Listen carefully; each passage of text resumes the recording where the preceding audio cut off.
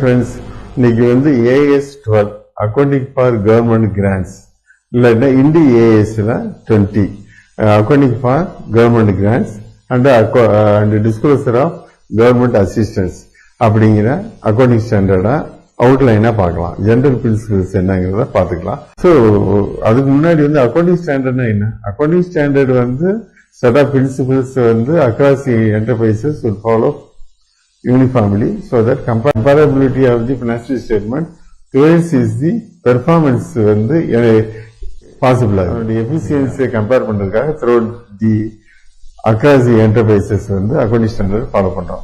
இப்போ for example வந்து நம்ம வந்து இப்போ சோஃபார் பார்த்தீங்கன்னா ஏஎஸ் ஒன்று பார்த்தீங்கன்னா பேசிக் அக்கௌண்டிங் பிரின்சிபிள்ஸை பற்றி ஃபண்டமெண்டல்ஸ் ஆஃப் அக்கௌண்டிங் அசம்ப்ஷன்ஸை பற்றி சொல்லிச்சு. அதாவது consistency accrual and going concern அப்படிங்கிறத பற்றி சொல்லிச்சு. AS2 வந்து இன்வென்ட்ரியை பற்றி வேல்யூவேஷன் ப்ரொசீஜர்ஸ் என்னென்ன எப்படி பண்ணணும், ஒர்க்கிங் ப்ராசஸ் எப்படி பண்ணணும் அப்படிங்கிறத பற்றி டீட்டெயிலாக சொல்லிச்சு. AS3 வந்து cash flow fund flow statement, அது போல சம்ஸ் இன்வால்வ்ட் ஆகிறதுனால நம்ம போடாமல் இருக்கோம். அடுத்து போர்டு வீடு வச்சு அதை கரெக்டாக போடலாம். AS4 வந்து சப்சிக்வெண்ட் ஈவெண்ட்ஸ். AS5 ப்ராஃபிட்டுடைய எலிமெண்ட்டை வந்து டிஃப்ரெண்டாக பிரிச்சு காட்டுது. அதாவது பீரியட் ஐட்டம்ஸில் வந்தது என்ன, profit and loss for the period என்ன, சேஞ்சஸ் இன் அக்கௌண்டிங் பாலிசி வந்ததுனால என்ன அப்படிங்கிறது AS5 பற்றி பேசிச்சு. AS6 வந்து AS10ஓட டெப்ரிசியேஷன் வந்து AS10ஓட PPE அமால்கமேட் ஆயிடுச்சு. AS7 வந்து கான்ட்ராக்ட் அக்கௌண்ட்ஸ். ஸோ AS9 வந்து ரெவன்யூ அக்கௌண்ட்ஸ். AS11 வந்து effect of foreign exchange rate change ஆகிறதுனால ஒரு எஃபெக்ட் எப்படி புக் பண்ணணும் அப்படின்னு சொல்லி பார்த்தோம். இன்னைக்கு வந்து AS12 வந்து கவர்மெண்ட் கிராண்ட்ஸை பற்றி பார்க்குறோம். கவர்மெண்ட் கிராண்ட்ஸ் வந்து எந்த ஒரு இண்டஸ்ட்ரியும் ஸ்டார்ட் பண்ணுறது இருந்தாலும் ஃபர்ஸ்ட் வந்து ஸ்ட்ராட்டஜிக்கலாக பிளான் பண்ணுறது. இப்போ எந்த ஒரு ஆண்டர்பிரனரும் அவர் பெரிய டாட்டாவில் இருந்து ஒரு சாதாரண ஒரு புதுசாக ஆரம்பிக்கிறதா இருந்தால் கூட கவர்மெண்ட்டுடைய சப்சிடி என்னென்ன கிடைக்குது, அதை எப்படி யூஸ் பண்ணலாம் அப்படின்னு சொல்லி ஸ்ட்ராட்டஜிக்கலாக பிளான் பண்ணும்போது தான் கவர்மெண்ட் ஒரு கம்பெனி வந்து ஃபுல் சக்ஸஸ்ஃபுல்லாக வெளிவர வாய்ப்பு அதிகம். Okay, plus government also a partner in the industrialization of the country. ஒரு என்டர்பிரைசஸ் வந்து அது வந்து பார்த்தீங்கன்னா இப்போ ஸ்ட்ரக்சரல் டெவலப்மெண்ட் பேக்வர்டு ஏரியாவெல்லாம் டெவலப் பண்ணும். ஒவ்வொரு ஏரியாவில் இண்டஸ்ட்ரீஸ் அக்குமுலேட் ஆயிருக்கு சென்னையில், மற்ற ஏரியாவில் இண்டஸ்ட்ரீஸே இல்லை. இப்போ பேக்வர்டு ஏரியான்னு டிக்ளேர் பண்ணி அங்கே நீங்கள் இண்டஸ்ட்ரி ஸ்டார்ட் பண்ணிங்கன்னா அங்கே எம்ப்ளாய்மெண்ட் ஜெனரேட் ஆச்சுன்னா உங்களுக்கு வந்து 20% கேபிட்டல் சப்சிடி தருவோம் அப்படின்னு சொல்லி வேரியஸ் இன்சென்டிவ் ஸ்கீம்ஸை நமக்கு என்கரேஜ் பண்ணுது. கேபிட்டல் சப்சிடி, அப்புறம் பார்த்தா டேக்ஸ், இப்போ வந்து எக்ஸ்போர்ட் பண்ணுறோம், எக்ஸ்போர்ட் பண்ணும்போது டியூட்டி டிராபேக் வருது, அப்புறம் மார்க்கெட்டிங் வந்து ஹெல்ப் பண்ணுது. ஓகே, ஸோ இப்போ நீங்கள் வந்து யூரோப்லேயோ அல்லது ஒரு பர்டிகுலர் கண்ட்ரியில் உங்கள் ப்ராடக்ட்டை பண்ணணும்னா இது DGFT மூலமாக நிறைய ஆக்டிவிட்டிஸ்லாம் நடந்துக்கிட்டு தான் இருக்குது. அதை எக்ஸ்போர்ட் பண்ணுறதுக்கு கேபிட்டல் சப்சிடி. அப்புறமேட்டு பார்த்தீங்கன்னா இப்போ வந்து சோலார் இது போடுறோம். சோலார் இது போட்டிங்கன்னா பவர் வந்து இட்ஸ் ஏ சப்ஸ்டியூட் சோர்ஸ் இல்லைங்களா, அதனால் பேங்க் இன்ட்ரெஸ்ட்ல இருந்து சப்சிடைஸ் ரேட் இன்ட்ரெஸ்ட் கொடுக்குறாங்க. ப்ளஸ் உங்களுக்கு ரேட் ஆஃப் இன்ட்ரெஸ்ட் குறையுது, ப்ளஸ் கேபிட்டல் சப்சிடி அதுக்கு ஜாஸ்தி ஆகுது. ஸோ இந்த மாதிரி வந்து various kind of industries, various kind of locations.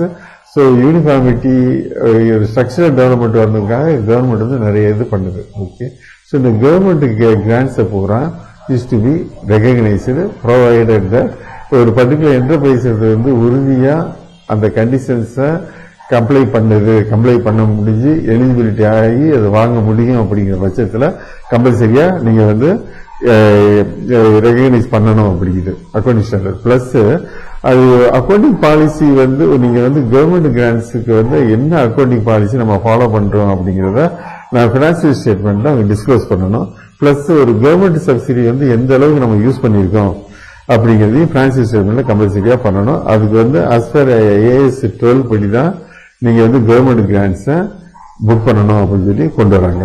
Okay, so இந்த கவர்மெண்ட் கிராண்ட்ஸை பார்த்தீங்கன்னா பொதுவாக பார்த்தீங்கன்னா 2 அப்ரோச் இருக்கு. ஒன்று வந்து கேபிட்டல் அப்ரோச், இன்னொன்று வந்து இன்கம் அப்ரோச். இப்போ ஒரு மிஷினரி வாங்குறோம், ஒரு 100 lakhs நீங்க மிஷினரி வாங்குறீங்க, 1 crore வாங்குறீங்க, 20% சப்சிடி. ஸோ 20 lakhs வந்து நீங்க கவர்மெண்ட் கிட்ட இருந்து பணமா வாங்கிக்கிறீங்க. பணமா வாங்குற பட்சத்தில் இது வந்து ஒரு எக்ஸாம்பிளுக்கு இது 2 வகையில் ட்ரீட் பண்ணலாம். ஒன்று வந்து கேபிட்டல் அப்ரோச். கேபிட்டல் அப்ரோச் என்ன, ஸ்ட்ரெயிட்டாகவே மிஷினரியில் போய் கழிச்சிடலாம். கழிச்சுட்டு மிச்சம் உள்ள 80 lakhs நீங்கள் வந்து மிஷினரி காஸ்டாகவே 100 lakhs மிஷினரி வாங்கியிருக்கோம், சப்சிடி 20 lakhs வாங்கியிருக்கோம். ஸோ 80 lakhs வந்து மிஷினரி காஸ்ட்னு சொல்லி காட்டி 80 lakhsக்கு வந்து நீங்க அந்த மிஷினரி லைஃப் 10 yearsனா 10 yearsக்கு வந்து நீங்க 8 lakhs per year சொல்லி டெபிசிஷன் காட்டிட்டு போகலாம். இது ஒரு மெத்தட். இன்னொரு மெத்தட் என்னன்னா, நீங்க மிஷினரியுடைய வேல்யூ வந்து 100 lakhs சொல்லி காட்டிக்கிங்க. காட்டி இன்னொரு ரெவன்யூ மெத்தட் இன்கம் அப்ரோச் அது. அதாவது 100 lakhs கேட்டு இந்த 20 lakhs வந்து டிஃபர்டு ரெவன்யூ இன்கமா காட்டி வருஷம் நீங்க பிஎன்எல் கொண்டு வர்றது. ஓகே, இந்த 20 lakhs வருஷம் 2 lakhs நீங்க பிஎன்எலுக்கு கொண்டு வரலாம். மிஷினரி வந்து 100 lakhs காட்டி 10 lakhs டெபிசிஷன் வந்து டெபிட் சைடில் கொண்டு போகலாம். ஓகே, ஸோ இந்த ரெண்டு அப்ரோச். இப்போ வந்து இன்கம் கேபிட்டல் அப்ரோச்சுக்கு வந்து என்ன சொல்றாங்கன்னா, இப்போ கேபிட்டல் சப்சிடிலாம் பாத்தீங்கன்னா ஷேர் ஹோல்டர் இப்போ சப்போஸ் நம்ம 100 lakhs இன்வெஸ்ட் பண்ணி ஒரு இண்டஸ்ட்ரி ஸ்டார்ட் பண்ணோம்னா 20 lakhs கவர்மெண்ட் சப்சிடியா நம்ம வாங்குற பட்சத்துல இந்த பணம் வந்து we are complying certain conditions. அந்த பணத்தை வந்து நம்ம வந்து திருப்பி தர வேண்டிய அவசியம் கிடையாது. ஓகே, இப்போ அதாவது லைக் ஷேர் ஹோல்டர்ஸ் மணி மாதிரி இந்த இது வந்துருது, இந்த பணம் வந்துருது. அதனால வந்து கேபிட்டல் அப்ரோச் கொண்டு வரணும் அப்படின்னு கேபிட்டல் அப்ரோச் தான் கொண்டு வரணும் அப்படின்னு சொல்லி கொண்டு வராங்க. ஒண்ணு. இன்னொன்று மெத்தட் வந்து இன்கம் அப்ரோச். இன்கம் அப்ரோச்சுங்கிறது ஏன் கொண்டு வரணும்னா, அந்த கண்டிஷன்ஸ் வந்து நம்ம த்ரூஅவுட் தட் இயர் வந்து நம்ம கம்ப்ளை பண்ணணும். பிளஸ் அது வந்து ஒரு டிஃபர்ட் ரெவன்யூ இன்கமா கொண்டு போறது வந்து அப்ராக்சிமேட்டா இருக்கும். இப்போ வந்து இன்கம் டேக்ஸ் அதர் டேக்ஸஸ் என்ன செய்யணும், ஒவ்வொரு வருஷமும் நம்ம காட்டுறோம் இல்லைங்களா. அதே மாதிரி கவர்மெண்ட் கிராண்ட்ஸை வந்து பிஎன்எல் அக்கௌண்ட்ல வந்து ஒவ்வொரு வருஷமா கொண்டு போகலாம் அப்படின்னு சொல்லி காட்டுறதான் income approach. Okay, whatever it's, அதாவது நீங்க கேபிட்டல் அப்ரோச்சோ இன்கம் அப்ரோச்சோ எந்த ஒரு depending upon the situation follow பண்ணாலும் அது வந்து that accounting policy is to be disclosed and consistently that policy is to be followed in the preparation of the financial statement. Government grants வராதுக்கு முன்னாடி நம்ம ரெகனைஸ் பண்ண முடியாது, கண்டிஷன்ஸ் ரெகனைஸ் பண்ணாதான் வர முடியும்.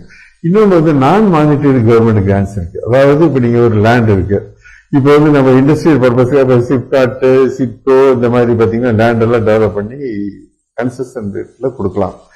இப்போ ஒரு இண்டஸ்ட்ரி ஸ்டார்ட் பண்றாங்க, ஆக்சுவலா அந்த இடத்துல வந்து 100 lakhs உள்ள இடத்த நீங்க இண்டஸ்ட்ரி ஸ்டார்ட் பண்றதுனால 10 lakhs தரேன்னு சொல்லி கவர்மெண்ட் வந்து என்கரேஜிங்கா கொடுத்தாங்கன்னா அதை வந்து ஃபேர் வேல்யூல புக் பண்ணி அந்த கவர்மெண்ட்டுடைய கன்செஷன் என்ன அப்படிங்கிறத நம்ம வந்து அக்கௌண்ட்ஸ் கொண்டு வரணும் அப்படிங்கிறாங்க.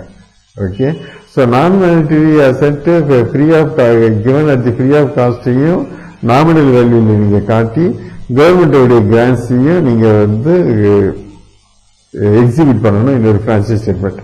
இது ஏன் பண்ணணும் அப்படின்னா, இன்னொரு கம்பெனி வந்து கவர்மெண்ட் கிராண்ட்ஸே இல்லாம நடக்கிற ஒரு கம்பெனியும் நீங்க ஒரு கவர்மெண்ட் கிராண்ட்ஸை வந்து ஒரு அட்வான்டேஜஸா யூஸ் பண்ணி ஒரு உங்க பொசிஷன் இம்ப்ரூவ் பண்றதையும் நீங்க அக்கௌண்டிங் ஸ்டேட்மெண்ட் உங்க பினான்சியல் ஸ்டேட்மெண்ட் கொண்டு வந்தீங்கன்னா தான் உங்களுடைய பெர்ஃபார்மன்ஸ் வந்து கரெக்டா மெஷர் பண்ண முடியும். ஓகே, இன்னொரு பாத்தீங்கன்னா இன்னொரு வகையான கிராண்ட்ஸ் என்னன்னா ஸ்பெசிபிக் ஃபிக்ஸட் அசெட்ஸ் மிஷினரிஸ் வருது. நான் சொன்ன மாதிரி மிஷினரிஸ்க்கு நேரம் வந்துச்சுன்னா மிஷினரி வேல்யூல வந்து ஸ்டடீஸ் பண்ணி கேபிட்டல் அப்ரோச் பண்ணலாம். இல்லைன்னா டிஃபர்ட் இன்கம் ஒவ்வொரு வருஷமும் நீங்க பிஎன்எல்க்கு கொண்டு வந்துடலாம். சில ஐட்டம் வந்து பாத்தீங்கன்னா ரெவன்யூ ஐட்டம் ரிலேட்டடா இருக்கும். இப்போ ரெவன்யூ ஐட்டம் ரிலேட்டடா டியூட்டி டிராபேக் நீங்க எக்ஸ்போர்ட் பண்ணீங்கன்னா டியூட்டி டிராபேக் வரும். வருஷம் வந்து உங்களுக்கு நீங்க சேல்ஸ் பண்றதுல வந்து டியூட்டி டிராபேக் வந்துச்சுன்னா இதை வந்து ப்ராஃபிட் அண்ட் லாஸ் அக்கௌண்ட்ல அதர் இன்கம்ல நீங்க காட்டியாகணும். அதாவது கவர்மெண்ட் கிராண்ட்ஸோ அல்லது சப்சிடியோ உங்களுக்கு மூலமா ஒரு இன்கம்னு வந்துச்சுன்னா நீங்க அதர் இன்கம்ல அதுக்கு அது கிளைம் பண்றதுக்கான எக்ஸ்பென்சஸ் கழிச்சுட்டு நீங்க வந்து கண்டிப்பா காட்டியாகணும். ஓகே, ரெவன்யூ அதான் வந்து ரிலேட்டட் டு ரெவன்யூனா நீங்க ப்ராஃபிட் அண்ட் லாஸ் அக்கௌண்ட்ல கண்டிப்பா காட்டியாகணும். ஓகே, ப்ரோமோட்டர்ஸ் கான்ட்ரிபியூஷன்ஸ் வந்துச்சுன்னா, அதாவது ப்ரோமோட்டர்ஸ் கான்ட்ரிபியூஷன்ல வர பட்சத்துல ப்ரோமோட்டர்ஸ் கான்ட்ரிபியூஷன் என்ன, சப்போஸ் அது 100 lakhs நான் இன்வெஸ்ட் பண்ண 20 lakhs வந்து கவர்மெண்ட் வந்து ஸ்ட்ரெயிட்டாவே இன்வெஸ்ட்மெண்ட் சப்சிடியா கொடுத்தாங்கன்னா அதை நீங்க கேபிட்டல் ரிசர்வ் கொண்டு போகணும். கேபிட்டல் ரிசர்வ் கொண்டு போய் against that dividend can be declared. Okay, அல்லது டிஃபர்ட் இன்கமா நீங்க காட்டக்கூடாது. டிஃபர்ட் இன்கமா காட்டவே முடியாது.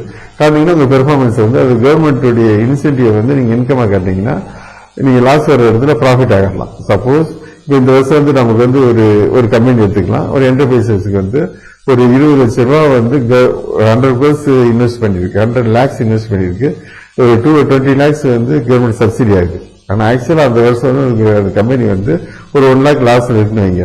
இந்த இன்வெஸ்ட்மெண்ட் சப்சிடியை கொண்டு போய் ரெவன்யூல காட்டினாங்கன்னு வைங்க, அதர் இன்கம் போட்டு காட்டினாங்கன்னா என்ன ஆகும், ப்ராஃபிட் ஆயிடும்.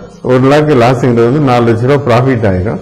ஸோ அந்த நேச்சர் என்ன, அதோட எக்ஸ்டென்ட் என்னன்னா, இது வந்து ப்ரோமோட்டர்ஸ்க்கு டைரக்ட்லி டு ஷேர் ஹோல்டர்ஸ்க்கு லைக் ஷேர் ஹோல்டர்ஸ் மாதிரி கவர்மெண்ட் வந்து கேபிட்டல் சப்சிடி வர்றதுனால நீங்க இந்த ரிசர்வ்ல கொண்டு போகணும். அந்த ரிசர்வ்ல இருந்து நீங்க cannot declare as the any kind of dividends. Okay, சரி. So these are the various situations. இப்போ வந்து கவர்மெண்ட் கிராண்ட் வந்து நம்ம வாங்கிட்டோம் டியூ டு சம் ரீசன்ஸ், நம்மளால கண்டிஷன்ஸை ஃபுல்ஃபில் பண்ண முடியலன்னு வைங்க. இப்போ சப்போஸ் பார்த்தீங்கன்னா ஒரு 10 years நான் எக்ஸ்போர்ட் பிசினஸ் தான் பண்ண போறேன் அப்படின்னு சொல்லி ஒரு வாங்கிக்கலாம். இபிசிஜிக்கு கூட வந்து கவர்மெண்ட் கிராண்ட்ஸ் தான், டியூட்டிலாம் கம்ப்ளீட்டா டியூட்டி இல்லாமல் நம்ம இம்போர்ட் பண்றோம் இல்லைங்களா. ஸோ இந்த நீங்க வந்து நம்ம இந்த கண்டிஷன்ஸை ஃபுல்ஃபில் பண்ண முடியலன்னா யூ ஹேவ் டு ரீபே தி கவர்மெண்ட்டுக்கு வந்து நீங்க வாங்கின உங்க கவர்மெண்ட் வந்து ரீபேமெண்ட் பண்ணணும். இந்த கேஸ் என்ன ஆகுன்னா, இப்ப சப்போஸ் ஒரு மிஷினரி எகெயின்ஸ்ட் ஒரு பிக்ஸ்ட் அசெட் வருதுன்னு வச்சுக்கலாம். அப்போ வந்து இப்போ 100 lakhs ஒரு மிஷினரி வாங்கியிருக்கோம், 5 வருஷம் ஓடிச்சு, 20 lakhs வந்து நம்ம சப்சிடி ஆயிருக்கோம். 50 yearல வந்து 5வது வருஷத்துல வந்து நீங்க கவர்மெண்ட் சப்சிடி 20 lakhs கொடுத்தீங்கன்னா அந்த எவ்வளவு அமௌண்ட் ரீஃபண்ட் பண்றோமோ அந்த அமௌண்ட்டை கொண்டு போய் நேரா போய் பிக்ஸ்ட் அசெட்ல சார்ஜ் பண்ணிடணும். இந்த சென்ஸ் இப்போ வந்து 50 லட்ச ரூபா புக் வேல்யூ இருக்குன்னா நீங்க 20 லட்ச ரூபா ரீஃபண்ட் ஆயிருக்குன்னா இனிமே வந்து மிஷினரி வேல்யூ 70 lakhs ஆகிரும். ரிமைனிங் பீரியட்ல தான் அந்த 5 years பீரியட்ல நீங்க டெபிசிட்ஸை கிளைம் பண்ண முடிய ரெட்ராஸ்பெக்டிவா பழைய அக்கௌண்ட்டை நம்ம கொண்டு போகக்கூடாது. So refund of government grants வந்துச்சுன்னா எஃபெக்ட் வந்து ப்ராஸ்பெக்டிவா தான் டீல் பண்ணணும். இன்னொரு விஷயம் வந்து பாத்தீங்கன்னா கேபிட்டல் இருக்கு. இப்போ டிஃபர்ட் இன்கம்ல கொண்டு போறோம்னு வைங்க, ஒரு மிஷினரி வாங்கி ஒரு மிஷினரியை வாங்கி நீங்க டிஃபர்ட் இன்கம்ல 100 lakhs தான் இருக்குன்னு வச்சுக்கலாம். ஆனா வந்து நீங்க ரீஃபண்ட் பண்ற அமௌண்ட் வந்து 200 lakhs வந்துச்சுன்னா நீங்க ரெவன்யூஸ் முதல்ல வந்து ஒன்னு கேபிட்டல் செப்பரேட் ஆட் பண்ணுவாங்க, இல்லாட்டினா நீங்க டிஃபர்ட் ரெவன்யூ இன்கம் காட்டினீங்கன்னா அந்த டிஃபர்ட் இன்கம் ரெவன்யூ வந்து சஃபிஷியண்டா இல்லாத பட்சத்துல இப்போ வந்து 20 lakhs நீங்க ரீஃபண்ட் பண்ணணும். டிஃபர்ட் ரெவன்யூ இன்கம் வந்து 15 lakhs தான் இருக்கணும். அந்த டிஃபர்ட் இன்கம் வந்து ரைட் ஆஃப் பண்ணிட்டு அந்த 5 lakhs இமீடியட்டா அந்த பர்டிகுலர் இயர்ல ப்ராஃபிட் அண்ட் லாஸ் அக்கௌண்ட்லயே நீங்க சார்ஜ் பண்ணி ஆகணும். ஏன்னா அது வந்து ஸ்டேட்டே ரெவன்யூ எக்ஸ்பெண்டிச்சரா ஆயிடுது, ரீஃபண்டபிளா வர்றது. ஓகே, ஸோ அக்கௌண்டிங் பாலிசியை என்ன அடாப்ட், கவர்மெண்ட் கிராண்ட்ஸ்க்கு என்ன அடாப்ட் பண்றதுங்கிறத பினான்சியல் ஸ்டேட்மெண்ட்ல நம்ம டிஸ்க்ளோஸ் பண்ணணும்.